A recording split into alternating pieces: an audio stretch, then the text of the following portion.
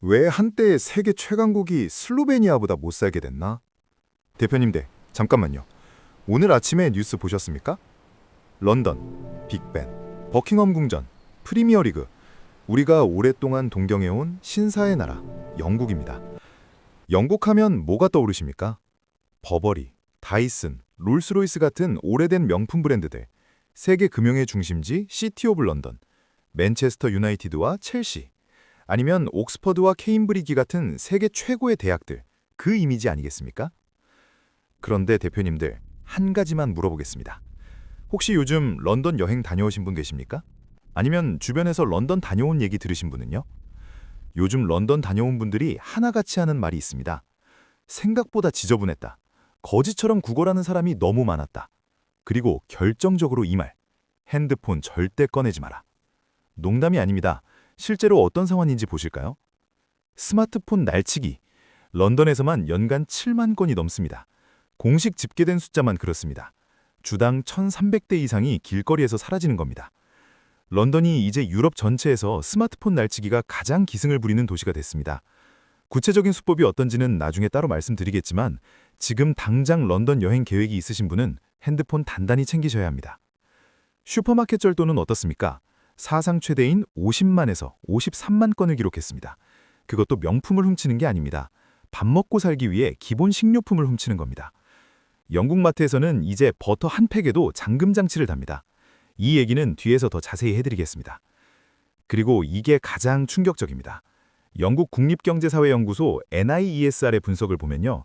영국 하위 10% 계층의 실질 생활 수준이 이제 슬로베니아, 심지어 몰타보다도 낮아졌습니다. 대표님들, 슬로베니아가 어딘지 아시죠? 구유고슬라비아에서 독립한 인구 200만 명 남짓한 작은 나라입니다. 우리나라로 치면 경상남도 인구 정도입니다. 그 나라 가난한 사람들보다 영국 가난한 사람들이 더 못 산다는 게 공식 연구기관의 분석입니다.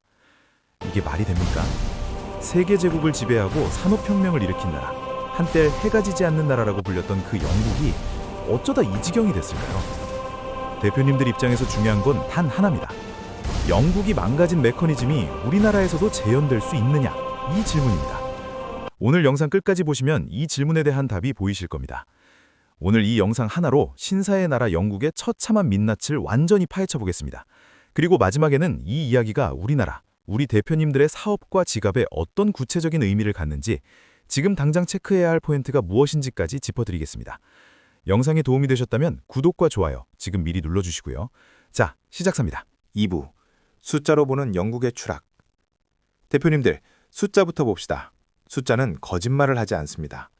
영국 정부의 빚, 얼마나 될까요? 무려 2조 9천억 파운드 수준입니다. 우리 돈으로 환산하면 대략 5천조에서 5,400조 원 사이. 지금 이 숫자, 감이 오십니까? 한번 실감나게 비교해 볼까요? 우리나라 1년 국가 예산이 약 640조 원입니다. 영국의 빚은 그 8배에서 9배에 달하는 규모입니다. 서울시 1년 예산이 약 45조 원 정도 됩니다. 영국 빚은 서울시 예산의 110배가 넘습니다. 아직도 감이 안 오신다고요? 그럼 이렇게 생각해 보십시오. 연봉이 5천만 원인 사람이 있습니다. 그런데 그 사람 빚이 1억 3천만 원입니다. 매달 월급이 들어오긴 하는데 그 월급의 상당 부분이 이자로 빠져나갑니다. 생활비는 늘 모자라고 정작 미래를 위한 투자는 꿈도 못 꿉니다. 바로 지금 영국 정부의 처지입니다. 그럼 이자는 얼마나 됩니까? 최근 기준으로 영국 정부는 연간 100조 원이 훌쩍 넘는 돈을 이자만 내는 데 씁니다.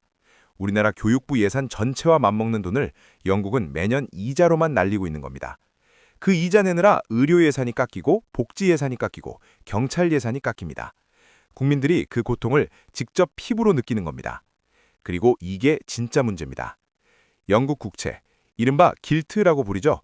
한때 세계에서 가장 안전한 재산 중 하나였습니다. 투자자들이 영국 국채를 살 때는 이건 무조건 믿어도 된다는 전제가 깔려 있었습니다. 금이나 미국 국채처럼요. 그런데 지금은 어떻습니까? 최근에는 일부 만기 구간에서 영국 초장기 국채 금리가 그리스보다 더 높은 수준까지 올라간 적도 있습니다. 그리스가 어떤 나라입니까? 2010년대 초에 국가 부도 직전까지 갔던 나라, 유럽 재정 위기의 진원지로 불리던 바로 그 나라 아닙니까? 트로이카, 즉 IMF와 EU와 유럽 중앙은행에서 구제금융 받아가며 허리띠 졸라맸던 그 나라요. 그 그리스보다 영국이 더 높은 이자를 줘야 하는 구간이 생겼다는 건 시장이 이제 영국을 프리미엄을 줘야 살 수 있는 나라로 본다는 신호입니다. 한번 신뢰가 흔들리면 되돌리기가 극히 어렵습니다. 기업으로 따지면 이렇습니다. 한때 AAA 신용등급으로 아무 은행에서나 싸게 돈 빌리던 대기업이 이제는 시장에서 이 회사 믿어도 돼? 소리를 듣는 상황이 된 겁니다. 이런 기업에 투자하시겠습니까? GDP 대비 부채 비율을 보면 더 놀랍습니다. 현재 영국의 국가부채는 GDP의 약 95에서 100% 선입니다. 1년 동안 영국 전체가 만들어내는 모든 부가가치와 맞먹는 빚을 지고 있다는 뜻입니다. 그리고 이 숫자는 계속 오르고 있습니다. 비교를 해봅시다.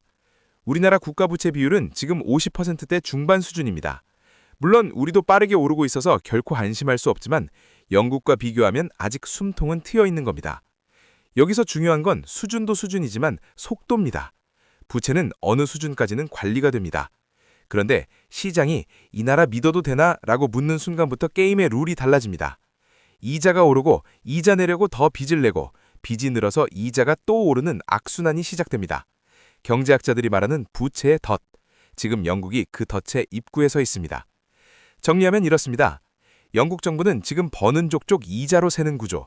기업으로 치면 매출은 있는데 이자의 허덕이는 좀비 기업 상태에 점점 가까워지고 있습니다. 대표님들, 이쯤 되면 궁금하시죠? 도대체 왜 이렇게 됐냐고요? 그 메커니즘을 지금부터 하나씩 파헤쳐 보겠습니다. 3부. 왜 빠져나올 수 없는가? 대표님들, 이게 왜 중요하냐면요. 영국이 이 상황에 빠진 건 하루아침의 일이 아닙니다. 적어도 100년에 걸쳐 쌓인 구조적 문제들이 한꺼번에 터져나오고 있는 겁니다. 5가지 메커니즘을 보겠습니다. 첫 번째, 제국의 쇠퇴, 그리고 적응 실패입니다. 20세기 초반, 영국은 세계 GDP의 약 24%를 차지하는 절대 강국이었습니다. 지금은 어떻습니까? 3% 남짓입니다. 물론 세계 경제 파이 자체가 커졌으니 이 숫자가 전부는 아닙니다만 문제는 영국이 제국의 쇠퇴 이후에도 선진국 프리미엄에 기대어 근본적인 산업구조 재편을 하지 못했다는 겁니다. 비유를 들어보겠습니다. 한때 동네에서 제일 잘 나가던 가게가 있었습니다. 그 가게 주인은 우리 가게가 원조니까 손님이 알아서 오겠지라고 생각했습니다.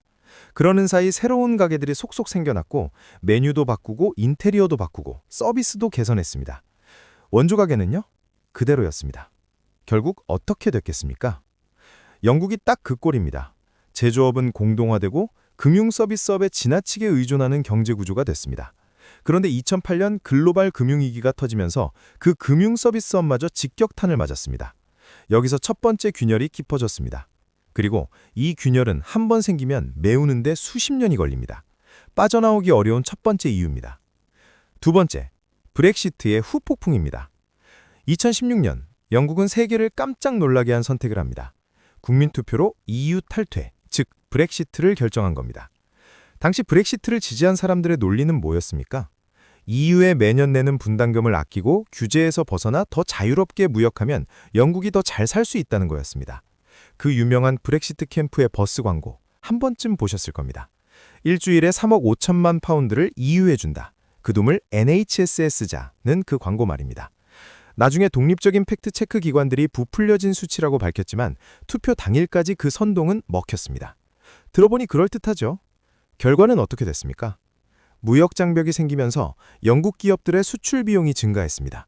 EU 출신 노동자들이 대거 빠져나가면서 특히 의료, 농업, 물류 분야에서 인력 부족이 심각해졌습니다. 런던시티의 금융기능 일부가 암스테르담, 파리, 프랑크푸르트로 이전했습니다. 영란은행은 브렉시트로 인한 장기적 경제 손실이 GDP의 약 4%에 달한다고 추산했습니다. 4%가 작아 보이실 수 있는데 이게 지속적인 구조적 손실이라면 10년이면 40% 가까운 누적 타격입니다. 복리로 치면 더 큽니다. 대표님들, 이 패턴이 익숙하지 않으십니까? 단기적으로 이득처럼 보이는 결정이 장기적으로는 엄청난 비용이 되는 것. 사업에서도 국가 정책에서도 같은 패턴이 반복됩니다. 그리고 한번 국민투표를 결정된 방향은 되돌리기가 정치적으로 거의 불가능합니다. 이게 두 번째로 빠져나올 수 없는 이유입니다. 세 번째, 복지 딜레마와 세금 폭탄입니다. 여기서부터 진짜 딜레마가 시작됩니다. 영국 정부에 돈이 없습니다. 그럼 어떻게 해야 합니까? 세금을 올리거나 지출을 줄이거나 둘 중 하나입니다. 그런데 둘 다 부작용이 엄청납니다. 세금을 올리면 어떻게 됩니까? 실제로 영국 정부가 부유층과 기업에 대한 세금을 올리겠다고 발표했습니다. 그러자 고액 자선가 10,000명이 넘게 영국을 떠났다는 분석이 나옵니다. 황금알을 낳는 더위를 잡으려다 거위가 도망가 버린 겁니다. 이분들이 내던 세금도 이분들이 쓰던 소비도 같이 사라졌습니다. 심지어 이 과정에서 한국의 제도가 언급됐습니다. 영국 정부가 고가 주택에 대한 국가 재산세 도입을 검토했는데 이게 우리나라 종합부동세와 비슷한 형태입니다. 대표님들, 종부세가 어떤 결과를 낳았는지 우리나라에서 이미 경험하지 않으셨습니까? 임대인들이 세부담을 세입자에게 전가하고 매물이 줄어들고 집값이 요동치는 부작용. 영국도 지금 똑같은 논쟁을 겪고 있습니다. 지출을 줄이면 어떻게 됩니까? NHS 예산, 교육 예산, 경찰 예산이 깎였습니다. 그 결과는 무엇인지는 잠시 후 4부에서 생생하게 보여드리겠습니다. 복지는 줄이기 어렵고 세금은 올리기 어렵고 부자들은 빠져나가는 구조. 이게 현재 선진국들이 공통으로 빠져들고 있는 함정입니다. 네 번째, 안보 지출의 함정입니다. 집안 살림이 이 모양인데 밖으로만 돈을 쓰는 상황을 상상해 보십시오. 영국은 나토의 핵심 회원국으로 우크라이나의 대규모 군사 지원을 계속하고 있습니다. 국방비도 GDP 대비 2% 이상을 유지해야 한다는 압박을 받고 있습니다. 물론 안보는 중요합니다. 그런데 이 돈이 어디서 나옵니까? 결국 국내 의료, 교육, 인프라 예산에서 나옵니다. 학교 건물은 낡아가고 공공서비스 예산은 바닥을 향해 갑니다. 밖으로는 신사처럼 돈을 쓰는데 안으로는 서민들이 굶주리는 상황. 이게 영국의 현실입니다. 다섯 번째, 인구 고령화와 이민 딜레마입니다. 브렉시트 이후 EU 출신 젊은 노동자들이 줄어들면서 영국의 생산 가능 인구 증가세가 둔화됐습니다. 반면 고령 인구는 계속 늘어납니다. 연금과 의료 서비스를 제공해야 하는 부담은 갈수록 커집니다. 이민을 막으면 노동력이 부족하고 이민을 열면 정치적 반발이 생깁니다. 대표님들, 어디서 많이 들어본 이야기 아닙니까? 이 딜레마가 우리나라와 얼마나 닮아 있는지는 5부에서 자세히 말씀드리겠습니다. 영국을 보면서 남의 일 같지 않은 이유가 바로 여기에 있습니다. 4부. 경제위기가 거리를 바꾼다. 대표님들, 이제 숫자를 넘어서 실제 영국 거리에서 무슨 일이 벌어지고 있는지를 봅시다. 이게 왜 중요하냐면요. 경제 지표는 언제나 현실보다 늦게 반응합니다. GDP 수치는 분기에 한 번 나오고 부채 비율은 천천히 바뀝니다. 하지만 거리의 변화는 솔직합니다. 거리를 보면 그 나라의 진짜 상태를 알 수 있습니다. 치안의 붕괴부터 봅시다. 런던은 한때 유럽에서 가장 안전한 대도시 중 하나였습니다. 경찰이 총도 들지 않고 순찰하는 나라. 바비라는 애칭으로 불리며 시민들과 친근하게 지내던 그 영국 경찰 아닙니까? 지금은 어떻습니까? 런던은 유럽에서 스마트폰 날치기가 가장 많은 도시가 됐습니다. 연간 7만 건이 넘는데 이건 신고된 건수만입니다. 실제로는 훨씬 더 많을 겁니다. 신고해봤자 경찰이 어차피 못 잡는다는 걸 알기 때문에 피해자들이 신고를 포기하는 경우가 많으니까요. 수법이 점점 대담해지고 있습니다. 오토바이 2대 가짝을 세워 신호등 앞에서 기다리다가 보행자 손에 스마트폰을 채갑니다. 카페 테라스에서 커피 마시며 통화하는 사람, 자전거 타며 내비게이션 보는 사람, 전부 타깃이 됩니다. 심지어 관광버스 창문 틈으로 손을 넣어 핸드폰을 낚아채는 사례까지 보고됐습니다. 관광객들에게 런던은 이제 핸드폰을 꺼내기 무서운 도시가 됐습니다. 생계형 범죄의 폭발을 보겠습니다. 슈퍼마켓 절도 50만에서 53만 건. 이 숫자의 무게를 실감해 보십시오.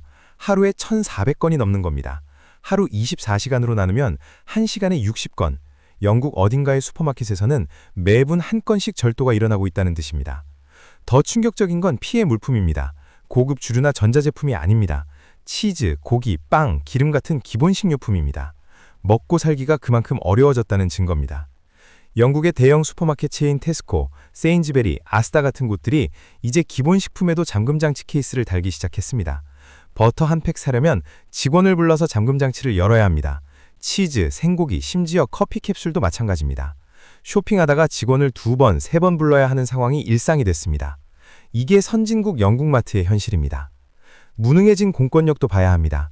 범죄는 폭발적으로 드러나는데 경찰 예산은 깎였습니다. 경찰 인력은 줄었고 남아있는 경찰들도 사기가 땅에 떨어져 있습니다. 영국 형사사법 통계를 보면 범죄가 신고됐을 때 실제 기소로 이어지는 비율이 5% 미만이라는 지적이 나옵니다.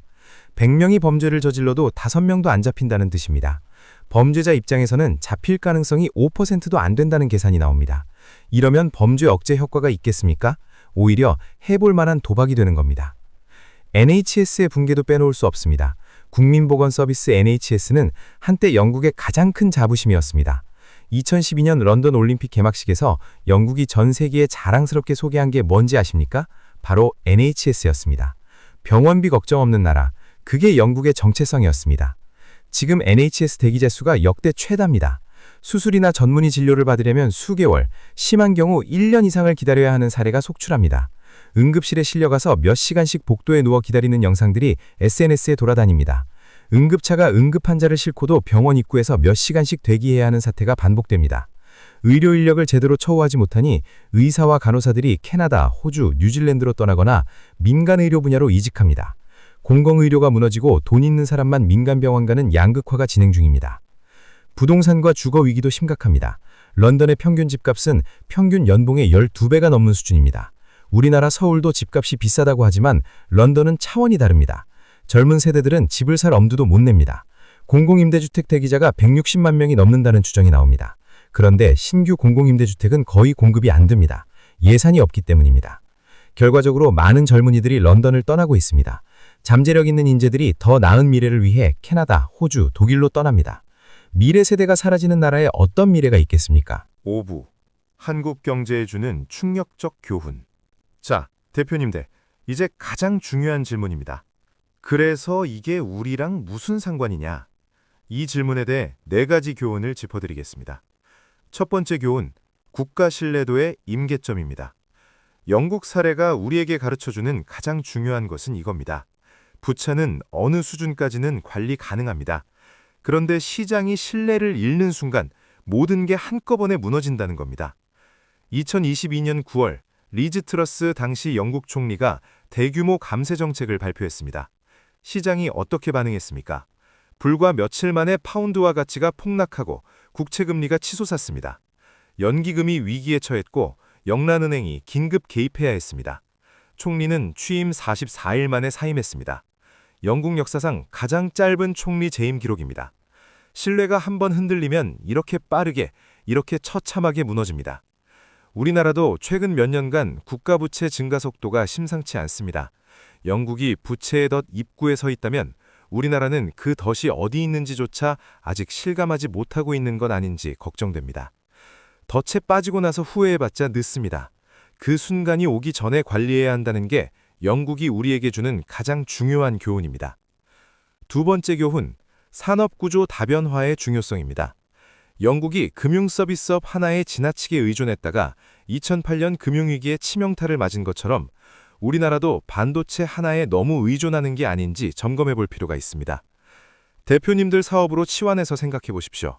매출의 80%가 고객 한 명에게서 나온다면 그 고객이 끊겼을 때 어떻게 됩니까? 국가도 마찬가지입니다. 다행히 우리나라는 반도체 외에도 조선, 자동차, 배터리, 바이오 등 여러 산업에서 경쟁력을 키우고 있습니다. 이 다변화 전략을 계속 유지하고 강화하는 것이 생존의 조건입니다. 세 번째 교훈, 인구 문제와의 연관성입니다. 영국의 브렉시트 딜레마, 이민 문제, 고령화 문제, 다 우리나라 이야기처럼 들리지 않습니다. 우리나라 합계 출산율이 0.7명대, 세계 최저 수준입니다. 이 상황이 20, 30년 지속되면 생산 가능 인구가 급격히 줄어들고 노인 부양 비용은 폭발적으로 늘어납니다. 세금 올리면 인재가 떠나고 복지 줄이면 민심이 폭발할 영국의 딜레마가 그대로 재현될 수 있습니다. 지금 영국이 겪고 있는 것과 정확히 같은 방향으로 가고 있는 겁니다. 막연한 이야기가 아닙니다. 수십 년 뒤 우리 자녀들이 실제로 겪을 현실입니다. 네 번째 교훈, 투자자와 기업인 입장에서의 시사점입니다. 영국 자산에 투자하고 계신 대표님들이 계시다면 리스크를 재점검해 보실 필요가 있습니다. 영국 파운드화는 장기적으로 약세 압력을 받을 가능성이 높습니다. 영국에 수출하는 사업을 하신다면 바이어들의 구매력이 하락하고 있다는 것도 감안하셔야 합니다. 반대로 위기가 있는 곳에 기회도 있습니다. 영국의 우수 인재들이 빠져나오고 있습니다. 이들을 협력 파트너로 삼거나 우리나라로 유치하는 기회를 고민해 볼 수도 있습니다. 영국 내 저평가된 기술 스타트업들, 과학 연구기관들과의 화법도 하나의 전략이 될 수 있습니다. 대표님들이 지금 당장 체크하셔야 할 포인트 3가지만 정리하겠습니다. 첫째, 국가부채와 신용등급 뉴스를 이제 매크로 리스크 관리의 출발점으로 삼으십시오. 이건 거시경제 얘기가 아니라 환율, 금리, 내 사업 비용과 직결되는 문제입니다. 둘째, 우리 회사 매출 상위 1, 2개 품목이나 산업에 과도하게 의존하고 있지는 않은지 내부 점검이 필요합니다. 영국처럼 한 바구니에 달걀을 다 담는 순간 리스크가 집중됩니다. 셋째, 해외 인력과 해외 고객 다변화 전략을 미리 준비해 두셔야 합니다. 영국처럼 인구 구조와 정치 환경이 발목을 잡기 전에 말입니다. 대표님들, 오늘 말씀드린 3가지 체크포인트 꼭 메모해 두십시오. 거시경제는 멀리 있는 이야기가 아닙니다. 내일 아침 환율이, 이번 달 금리가, 다음 분기 수출 실적이 모두 오늘 제가 말씀드린 큰 흐름과 연결돼 있습니다. 영국의 교과서를 보면서 우리 사업의 리스크를 점검하는 것, 그게 오늘 이 영상을 보신 대표님들이 해야 할 일입니다. 6부 결론. 영국은 다시 일어설 수 있을까? 대표님들, 이제 진짜 마지막입니다. 숫자도 보고 메커니즘도 봤고 거리의 현실도 봤습니다. 그런데 저는 이 영상을 마무리하면서 딱 하나만 묻고 싶습니다. 영국은 끝났습니까? 저는 그렇게 생각하지 않습니다. 영국은 여전히 세계적 수준의 대학들을 보유하고 있습니다. 옥스퍼드, 케임브리지, 임페리얼 칼리지, UCL. 세계 대학 랭킹 상위에 영국 대학들이 즐비합니다. 법치주의 전통과 금융 인프라는 수백 년 역사가 쌓인 것이고 영어를 모국어로 쓴다는 것 자체가 글로벌 시대의 엄청난 경쟁력입니다. AI 연구, 바이오테크, 핀테크 분야에서 영국은 여전히 세계 최고 수준의 인재와 기업들을 보유하고 있습니다. 하지만 문제는 이 잠재력을 발현시킬 정치적 의지와 사회적 합의가 있느냐입니다. 아픈 개혁을 할 수 있는 용기 있는 리더십이 나와야 합니다. 단기적 인기를 포기하더라도 장기적 구조 개혁을 밀어붙여야 합니다. 복지를 줄여도 욕먹고 세금을 올려도 부자가 떠나고 이민을 늘려도 반발이 생기는 삼중 딜레마에서 누군가 해답을 내놔야 합니다. 그걸 수십 년간 못했기 때문에 이 지경이 된 겁니다. 150년에 걸친 제국의 쇠퇴가 이제 그 마지막 절벽을 마주하고 있는 건지도 모릅니다. 하지만 대표님들, 결국 중요한 건 영국이 아니라 우리입니다. 같은 신호를 보고도 어떤 대표님은 별일 없겠지 하시고 어떤 대표님은 포트폴리오를 점검하고 재무 구조를 바꾸고 새로운 시장을 찾습니다. 위기와 기회의 차이는 거기서 갈립니다. 영국의 실패가 우리의 교과서가 될 수 있습니다. 그 교과서를 어떻게 읽느냐는 전적으로 우리 대표님들의 선택입니다. 현명한 시청자 여러분께 질문을 드립니다. 여러분은 어떻게 보십니까? 영국이 이 위기를 극복하고 다시 선진국의 위상을 회복할 수 있을까요? 아니면 지금의 영국 모습이 우리나라 20, 30년 후의 모습일까봐 걱정되십니까? 혹시 우리나라 경제에서 영국과 비슷한 신호를 이미 발견하셨습니까? 댓글로 여러분의 생각을 들려주세요. 다양한 의견들 진심으로 기다리겠습니다. 오늘도 긴 영상 끝까지 함께해 주셔서 진심으로 감사드립니다. 아시다시피 이런 컨텐츠 하나 만드는데 정말 많은 시간과 노력이 들어갑니다. 영상이 도움이 되셨다면 구독과 좋아요, 그리고 주변 대표님들께도 공유 부탁드립니다. 그게 저에게 가장 큰 힘이 됩니다. 우리 대표님들, 날씨 요즘 변덕스럽죠? 건강 유의하시고 오늘 하루도 좋은 일들만 가득하시길 바랍니다. 끝까지 시청해 주셔서 감사합니다. 지금까지 충격 경제학이었습니다. 다음 영상에서 뵙겠습니다.